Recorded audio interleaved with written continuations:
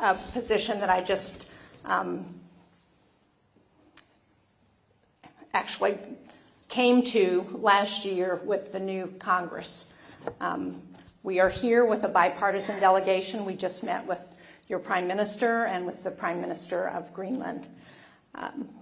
All of the senators who are here are strongly supportive of the Danish-American relationship and the NATO alliance more broadly. I also co-chair, along with Tom Tillis, who was part of this delegation, a Republican from North Carolina, something in the Senate called the Senate NATO Observer Group. So we work very closely with NATO. We are focused on trying to ensure that NATO has support in the Senate in particular and in the United States Congress. My father was actually stationed in Greenland during World War II, and his service to protect the United States and to free Europe from Nazi Germany helped to shape my worldview, as so many of us who grew up at the end of World War II. So 80 years on, I think the NATO alliance is as vital as it ever is. In fact, last year we had one of the best years ever, I think, for NATO in terms of the commitment to spend 5% of GDP on defense and the joining of Sweden and Finland into NATO has really strengthened the alliance. And I'm here today because millions of Americans are deeply concerned about the recent rhetoric of the United States taking over Greenland, either buying it or using military force. And I think that that rhetoric doesn't just undermine our relationship, both with Denmark and with Greenland, but also with the other NATO countries and with Europe. It undermines NATO at a time when our adversaries seek to benefit from division. So we're here to listen to you, to Danish and Greenlandic officials, to our partners, because we understand that trust is the foundation of security.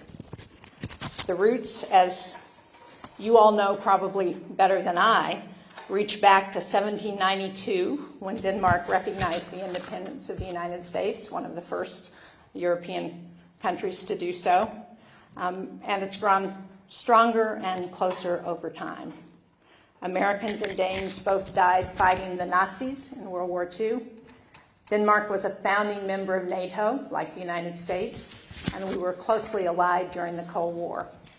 And after the United States was attacked on 9/11, Denmark was among the first to invoke Article 5, and your soldiers fought and died along our soldiers in the United States, and you lost the same percentage, sadly, of casualties in that war, one of the highest percentages among NATO allies. Today, as you know, Denmark has boosted your defense spending to exceed the NATO target this year.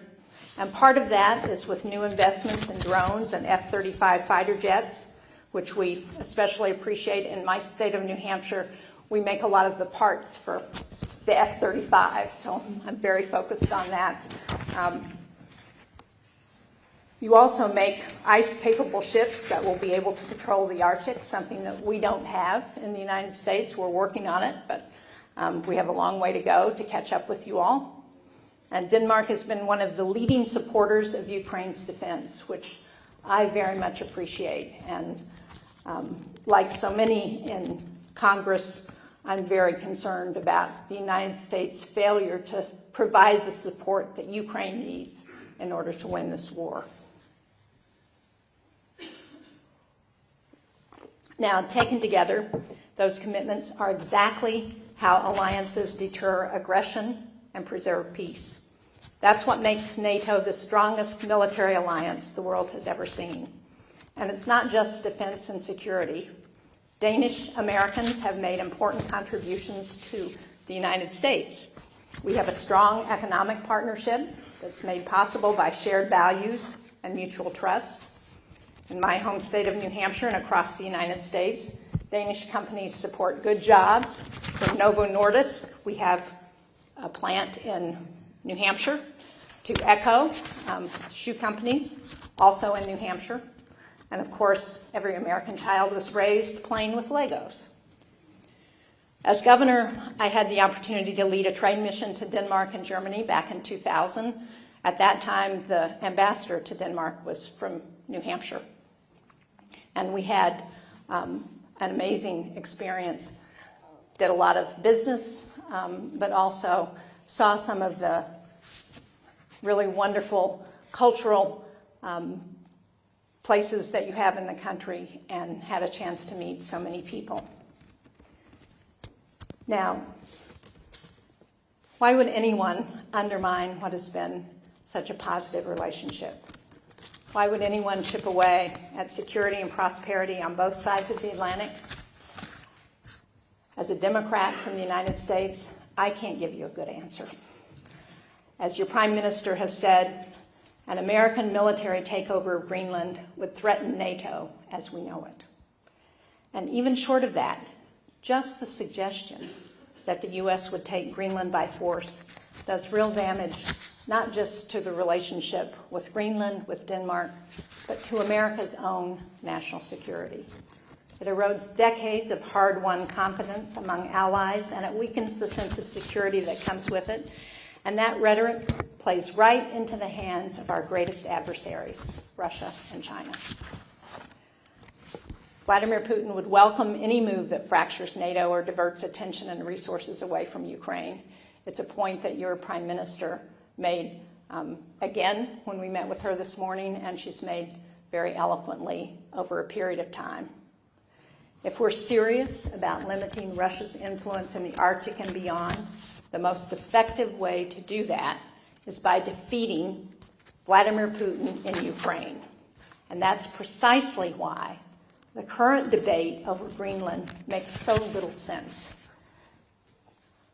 As your Prime Minister and Greenlandic officials have said, if the United States wants to do certain things in Greenland, whether it's build more military bases, develop the critical minerals that are there, all we have to do is partner with you all. That's been made very clear. We've had a standing treaty with Greenland dating back to 1951. And as many of you know, the United States once operated 17 bases in Greenland.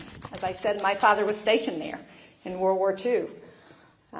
It was the United States that determined that we were going to close those 16 other bases. So whether it's U.S. bases to defend against Arctic threats or critical mineral deals, your leaders here in Denmark and in Greenland have made clear that they want to partner with us. So I think the threats are not only unnecessary, they are counterproductive. They risk undermining not just our relationship with all of you in Denmark, with the people of Greenland, but the broader NATO alliance in the process. I know there are real deep concerns here in Denmark and in Greenland. Yesterday we met with your foreign minister and with the foreign minister of Greenland. They talked in very personal terms about how, particularly people in Greenland who are thinking about, their foreign minister talked about children going to bed at night, worried about whether, when they got up in the morning, they were going to have been invaded by the United States. You know, I can see why that feels personal to people. I believe saner heads will prevail. I believe that because we have institutions that are acting in the United States on both sides of the aisle in Congress.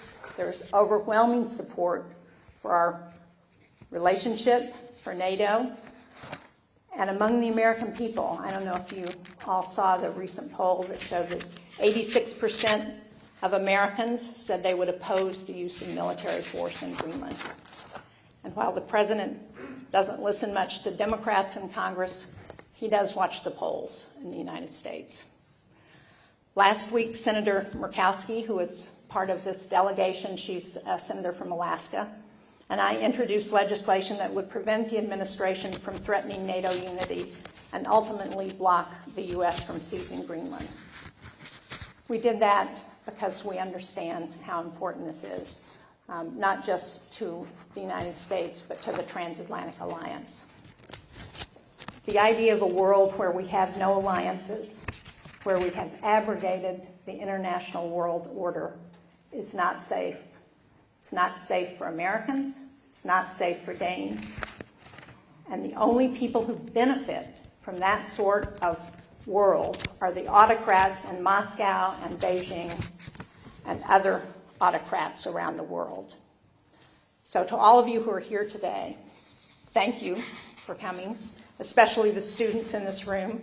Please continue to stay engaged. Don't give up on us. Don't give up on our alliances. Don't give up on the idea that we can work together. It's what got us here, and it's what we're going to need, all of us, if we're going to thrive in the years to come. So thank you. I look forward to your questions.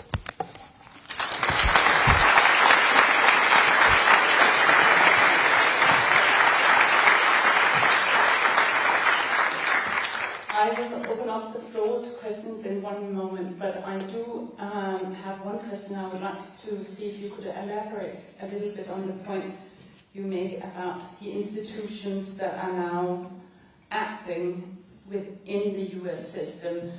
Having seen now a number of different initiatives, including your own bill, can you elaborate on what are the institutional checks and balances that we can still have some trust in will be able to withstand the current situation, and also the significance of this being a bipartisan initiative? Could you tell us a little bit more about that? You know, we in Congress are considered the Article I branch of the American government because of our Constitution. And we pride ourselves on the fact that our founding fathers and mothers said the first branch of government identified in the Constitution is going to be the branch that is the people's representatives, because we don't want a king. We don't want a sovereign. That's why we fought the revolution in the United States. And sometimes it's challenging with the partisanship that we're experiencing in the United States. It's challenging because the president has so controlled the Republican Party, the other party in Congress. But there are, as you would hear if the entire delegation that's here with us were here, you would hear that Republicans also understand that to undermine NATO, to destroy the transatlantic alliance, undermines the United States. It undermines our national security. And so anybody who's paying attention knows that that's not what we should be doing. We have elections this year. The fact that 86% of Americans are not favorable about what the president is talking about with respect to Greenland acts as a disincentive for members of Congress. The conventional wisdom, knock on wood as a Democrat, is that Congress is going to flip to Democratic hands, and that will have a check on what the president does. There is legislation that I've introduced. The other real check that we have in Congress is that we fund the government. And while President Trump has made a point of doing many things that he wants to do regardless of what we in Congress say, through executive order, the courts have stepped in ways that have been significant to prevent certain actions, and we have the power of the purse. And we have put funding in for Ukraine that the president didn't support. We've put funding in for a whole range of programs. And so there is that also that acts as a check. Midterm elections in November, but some time to go. If we look at what has happened just in 1 year, it seems like 1 week in politics is a long time, so a few months is certainly a long time for us to wait. I'm very happy to open up to questions from all of you. I am sure that there will be many. Can I ask you, there will be microphones circulating, I believe. Do we have microphones circulating? Yeah. Please state who you are, where you're from, as a representative for an organization, or as a citizen, or student, or and a brief question, please. If we take 3 questions at a time, is that? Sure. Yeah.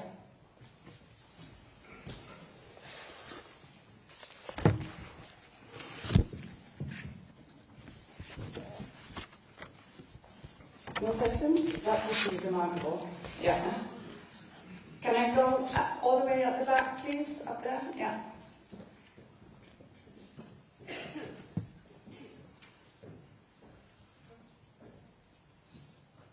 Hi, my name is Anders. I'm a student here at KU studying history.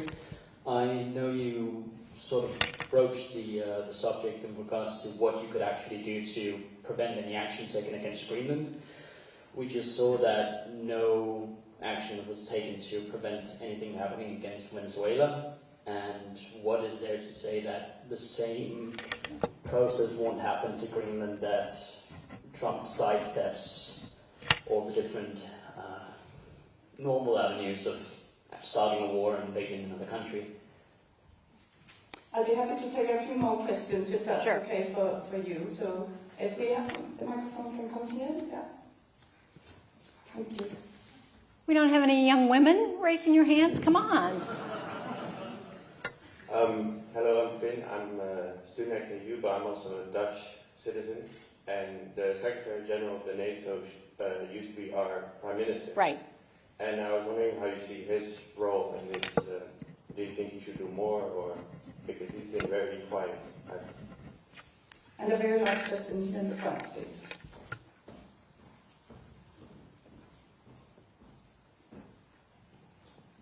Hi, my name is Daniel Tolman. I'm a journalist at Danish newspaper Berlingske.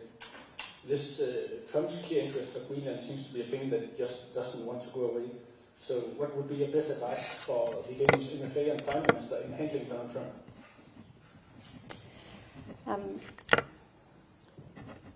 A broad range of questions. Yes. I'm just writing this down. As I said, it was a long night last night, so I want to make sure I don't forget. First of all, on Venezuela, while I appreciate that both Greenland and Venezuela are in the same hemisphere, Venezuela is a very different situation, I think. The president used as his motivation to go into Venezuela the fact that there was an indictment against Nicolas Maduro and his wife for their activity with drugs, with with terrorist organizations, with cartels in Latin America. And he also was an illegitimate president in Venezuela because, as I'm sure all of you followed his election, the last election in Venezuela, where he was overwhelmingly defeated by the Venezuelan people, and yet he refused to step aside because of that. So I think it's a very different situation, because Greenland, as the Greenland Prime Minister Nielsen just told us, not just shares our values, but it also, the people of Greenland want to make sure that they determine their own futures, and they have elections, they are self-governing. So I think it's a different situation. Now, you ask about the Trump focus on Greenland. You know, part of me is not sure how much of this is a distraction to try and take the attention of the American people away from some very real issues that we have in the United States right now. The cost of living is a real concern for Americans. Donald Trump got elected saying he was going to address the cost of living, he was going to address domestic issues, he was going to end forever wars, and he's not done any of that. So people are frustrated with him. Also, as you may have followed the Epstein files, the pedophile in the U.S., it's been quite an issue, particularly in the Republican Party and among Donald Trump's followers. And, you know, Trump is a master of having a problem over here and saying, oh no, don't pay attention to this problem, look over here at this shiny object that I want people to focus on. And so I don't know, who knows it's hard to know what Donald Trump's real motivation is.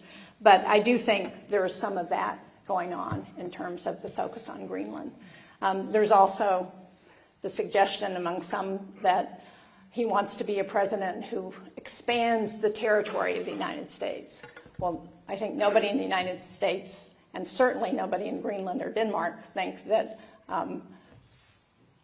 willingly giving over a sovereign nation to the United States is something that is in the interest of any of those three countries. So I think, to the Venezuela point, this is a really different situation.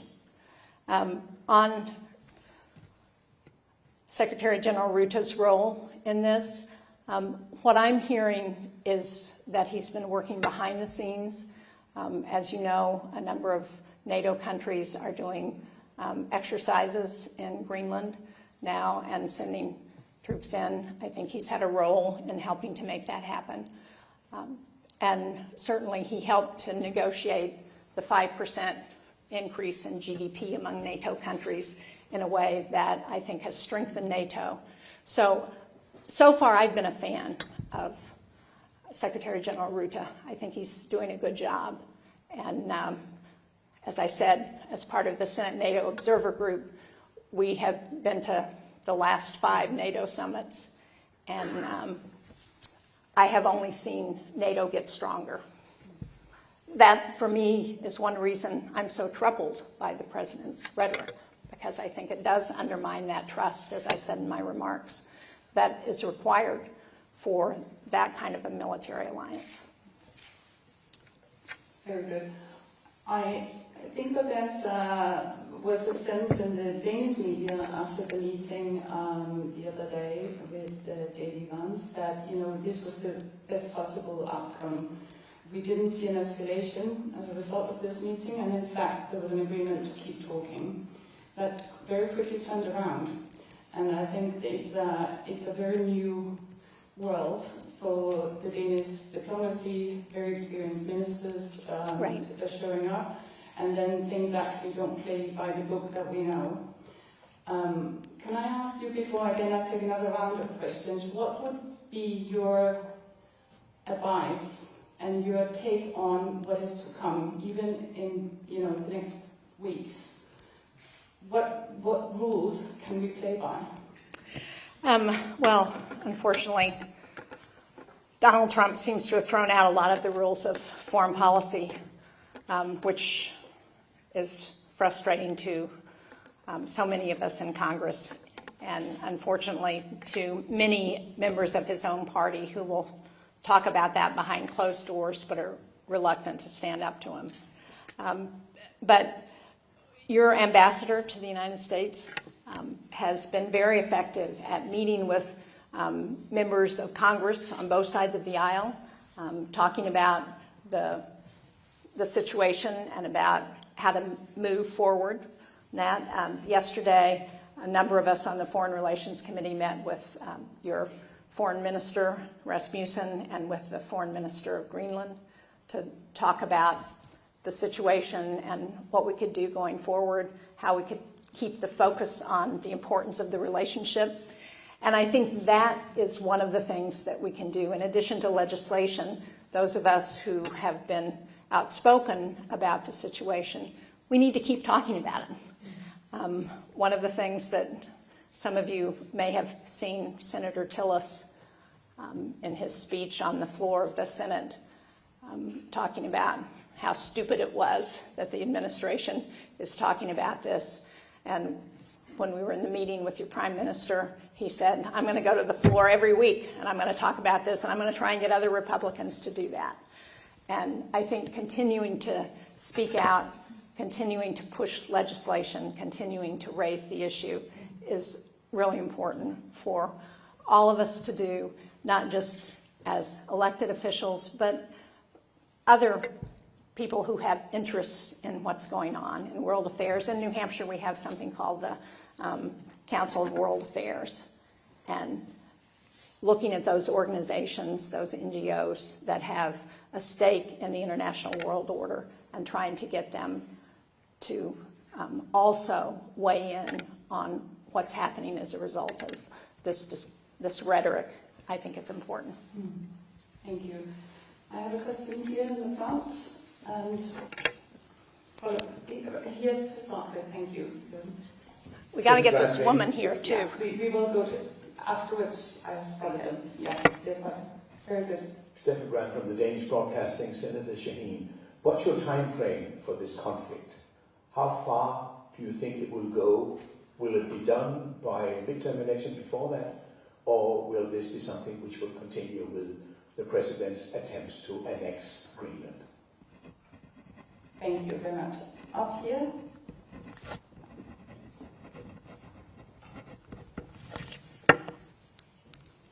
Hello, my name is Anna Bunmimakova. I have previously worked in California.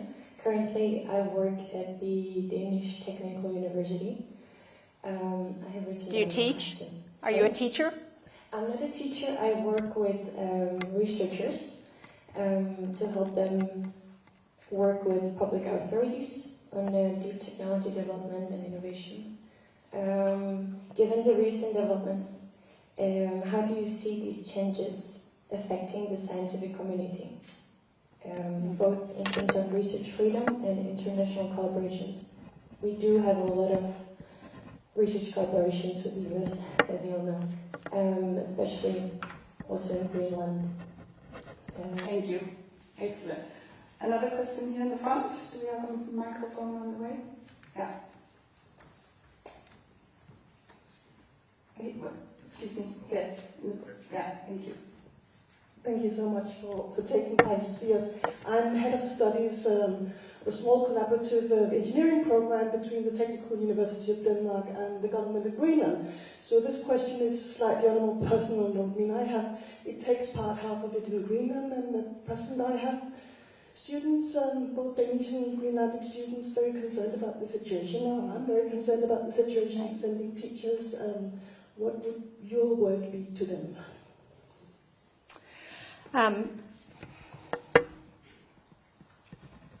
First of all, how long do we think Donald Trump may be focused on this? I have no idea. You know, who knows what Donald Trump is going to do. But I do think, as I said, as we get into the election season, which has already started in the United States, there are a lot of primaries that are happening in the next couple of months, that there will be more and more focus on to use Tom Tillis's words, the stupidity of what's being proposed by the president, and that's helpful.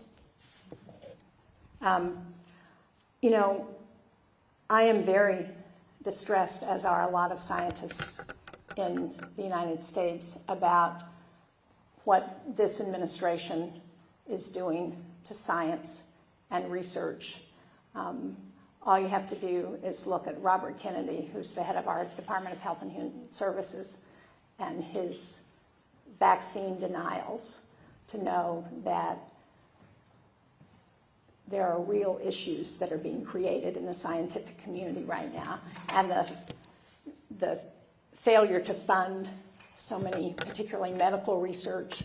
In New Hampshire, we have something called Dartmouth Health, that is our health system in my state, that is known throughout the United States. And of course, I'm only about an hour from Boston, which has one of the most impressive medical communities in the United States.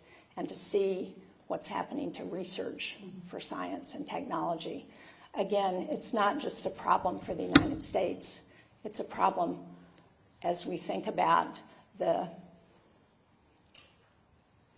what is not going to get done over the next 3 years during this administration, the problems we are not going to solve because of the failure to fund science and technology. So it's very disturbing, and there's a lot of concern about it in the United States. And my message to your students is continue your work. It's important. It's important for what they're doing, it's important for their futures, and it's important for the long-term relationship. You know, one of the things that struck me as we were meeting with the Danish ambassador and the Greenlandic ambassadors was when the ambassador from Greenland said, you know, we share the same values. You know, it's not like we're talking about a country that we have no understanding of, that we have no history with. We've been on the same side, and we need to continue to encourage that.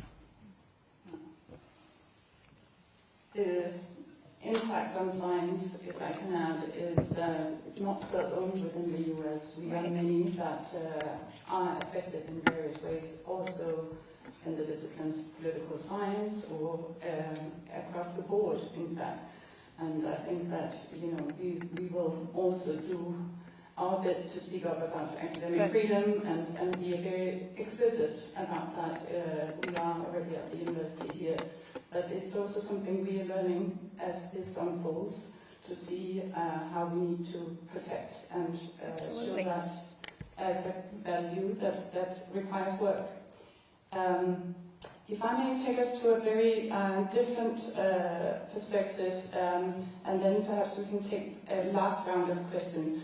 But I do think that currently you have mentioned a couple of times in your intervention to start with that, of course, this place, the uncertainty, the disruption, the bold moves and the unpredictability plays directly into the hands of powers elsewhere that we can only see this being to their advantage. Having worked in foreign policy for such a long time and being in the position you are today, how do you see the balance and what do you expect from China and from Russia in this situation? Well, I think it emboldens them, without a doubt. You know, one of the reasons the administration gave for going into Venezuela was the foothold that China and Russia and Iran have had in Venezuela, which is absolutely correct. And they have used Venezuela as an operating base to expand influence throughout Latin America. But on the one hand, yes, President Trump and the administration said, we're doing this because we're worried about that influence. And on the other hand, he goes out and makes those statements about Denmark and Greenland that totally undermines the relationship in a way that empowers Putin and Xi. So I think it's very dangerous. We are very concerned. One of the things that the minority in the Senate Foreign Relations Committee has done since the Trump administration took over is to put out a report on what the elimination of USAID, which was our foreign assistance program, has meant in terms of empowering China around the world. The effort to withdraw the United States from multiple international organizations, whether the effort to reduce influence at the UN. Now, I will say, and when we were talking about checks and balances, one of the positive things that's happening is that as members of Congress, we put back a lot of the money for those organizations, the dues that we owe the UN, as an effort to say, this is the policy we want, not the policy of the Trump administration. But there are real ramifications in terms of empowering China. I think what happens in Ukraine is going to have a significant impact on what happens with Russia. I think the best, in my mind, the best way to deal with China and Xi is to defeat Putin in Ukraine, because that puts a brake on what China's thinking about, and it also would have a significant impact on Russia as Russia's looking at the Arctic and expanding influence in places. So I've been arguing for that, for more support for Ukraine, for long-range weapons during the Biden administration, actually going all the way back to Obama when Ukraine first invaded Crimea. The fact that we were not willing to give them lethal weapons, I thought was a real mistake. And it was a mistake, actually that was a mistake not just of the United States, but of Europe. So we've got to, I think we've got to recognize that there is a connection between all of these things. And I haven't talked to one intelligence person or one member of the military who hasn't said that China is watching what happens in Ukraine, and that if Putin is successful there, that empowers Xi to think about going into Taiwan and other expansionist interests that they have. So it's important to for all of us to recognize those connections. So certainly not an end game that we are in with the question of Greenland. It's potentially just a beginning. I will take more questions from the audience. Yeah.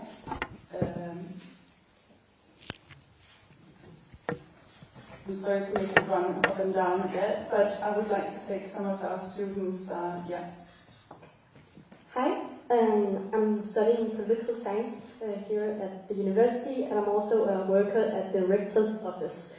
So I do quite a bit of my time here at the university. I feel that the entire scene involving Trump, Vance, and Zelensky was the first major shock from this time's Trump administration to the world order as we knew it. And then there's this whole situation with Greenland, which I also see as a potential breaking point within the Republican Party. You, as a Democrat, do you sense a growing divide inside the Republican Party between those who support NATO and Europe and those who are more critical of these alliances? And do you think this internal divide could shape Trump's administration and actions going forward, potentially actually pushing him to pull back from this line against Greenland? Thank you.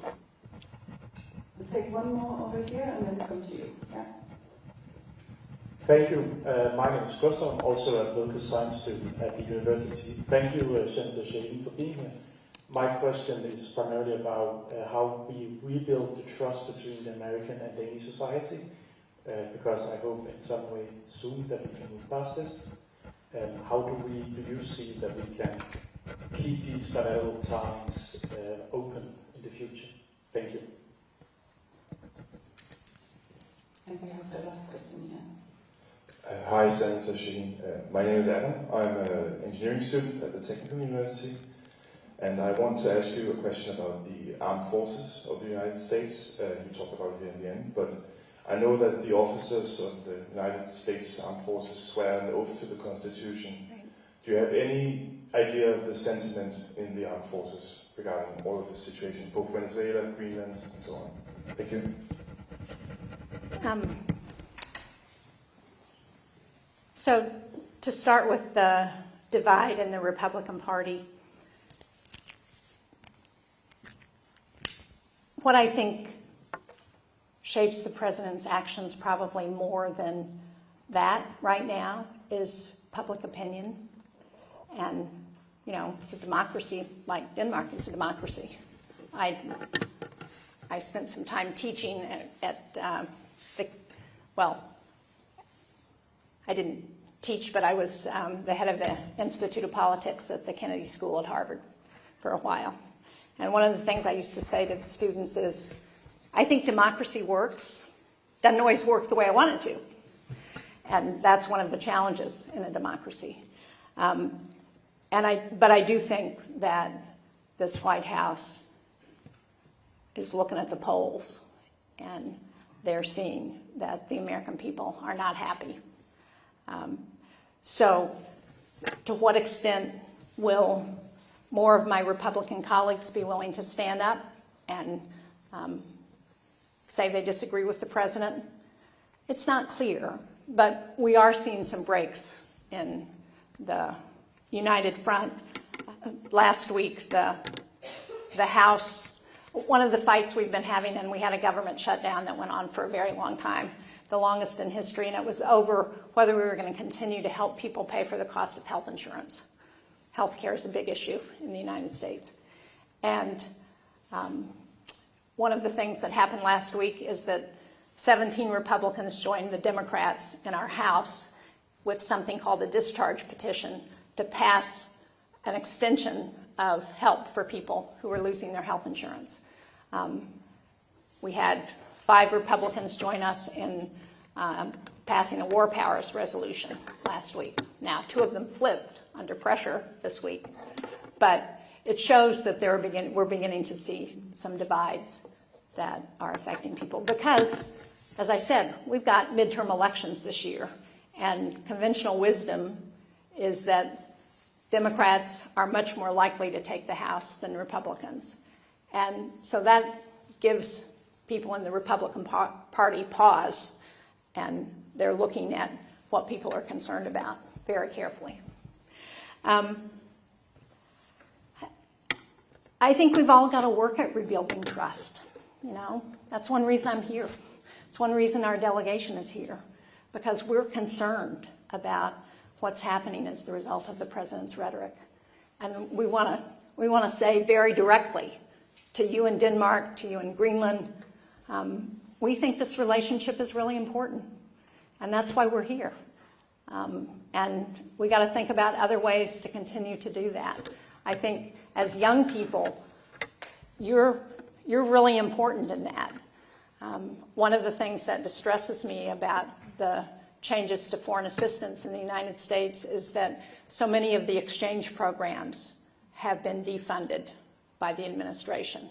Now we're trying to put some of that money back in. But that's one of the best ways to encourage relationships going forward, is getting to know each other.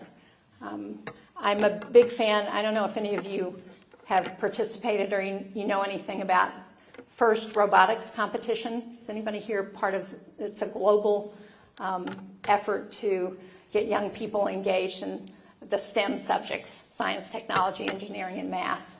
And it started in New Hampshire with an entrepreneur named Dean Kamen, who invented the insulin pump and the Segway. Some of you, particularly you science and technology students, may have heard of Dean. But the idea is, how do we get kids as excited about STEM subjects as they are about sports? So it's this game. And now it's gone global. There's a global competition, and students from countries all over the world send teams, and they compete. This year it's going to be in South Korea. Last year it was in Greece.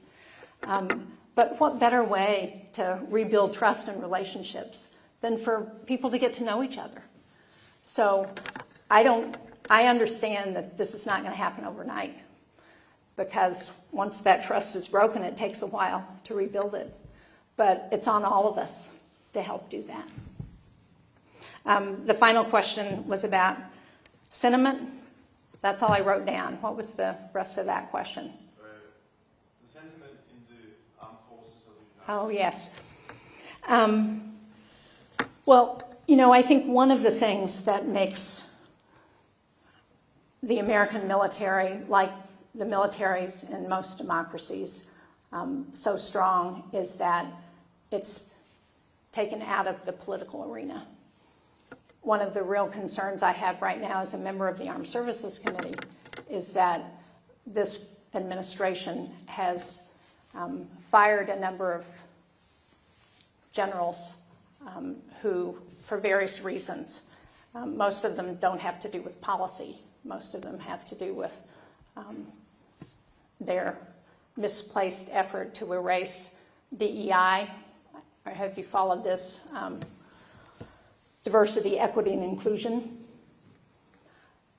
So I think it's really important that we keep our military apolitical.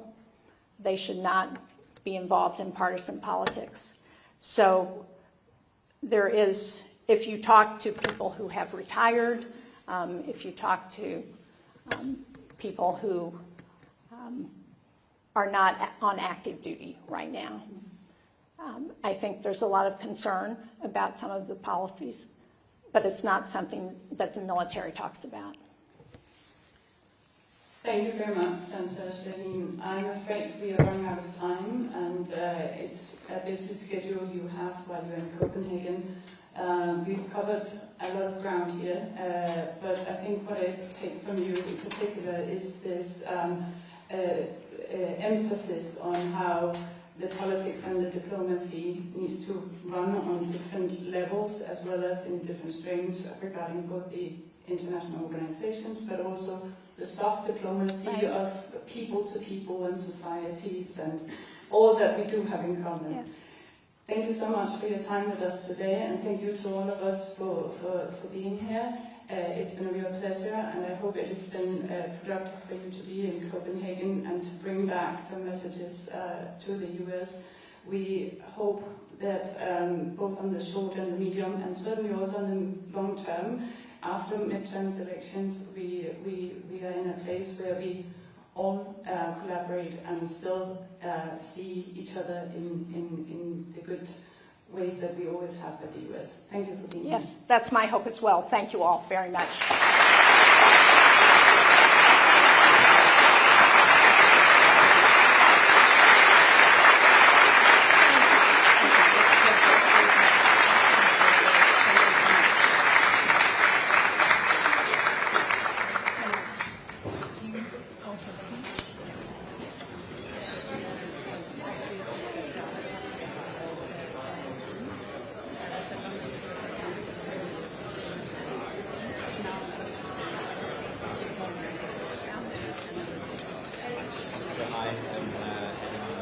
Geopolitics organizing this. So thank you so much for coming. It's nice to see you. Yeah, I mean it's the issue of the day, so they will show up. Yeah. Thank you very much. I want